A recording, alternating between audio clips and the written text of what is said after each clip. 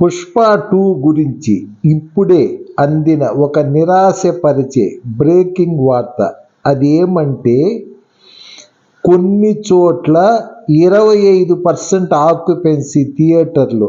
అంటే సపోజ్ థియేటర్లో 600 సీట్లు ఉందనుకోండి, 25% అంటే 150 అయిన దాంట్లో ఫుల్ అయితేనే, అంటే బుక్ చేసుకుంటేనే వాళ్ళు షో వేస్తారు.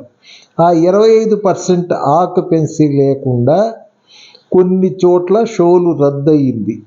దీని వలన అందరి అంచనాలు ప్రకారము ట్రేడ్లో 5 కోట్ల రూపాయలు ఆ షోలు వల్ల తగ్గింది అని.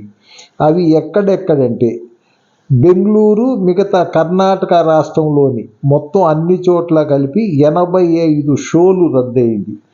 అది కాకుండా మన ఆంధ్రప్రదేశ్లో నర్సారావుపేట, ఒంగోలు, విజయనగరము, కావలి, దర్శి, రాజమండ్రి, వినుకొండ, ఇక్కడ కొన్ని థియేటర్లో బెనిఫిట్ షోలు రద్దు చేసినారు. ఇది కారణం ఏమంటే ఒక విధముగా టికెట్లు ఈ విధముగా మన 900, 1200 మన ఆంధ్ర తెలంగాణలో, బెంగళూరులో 2000 ఈ విధంగా పెట్టడం వల్లనే ఈ విధంగా జరిగిందని అంటున్నారు మన ట్రేడ్ పండితులు. రీజనబుల్గా 500 పెట్టుంటే కూడా అది ఒక న్యాయం, కానీ ఇంతంత రేట్లు పెట్టడం వల్లనే ఇది జరిగింది. ఇది మిగతా రాబోయే సినిమాలకు, నిర్మాతలకు ఒక గుణపాఠంగా వారు గుర్తుపెట్టుకోవాలి.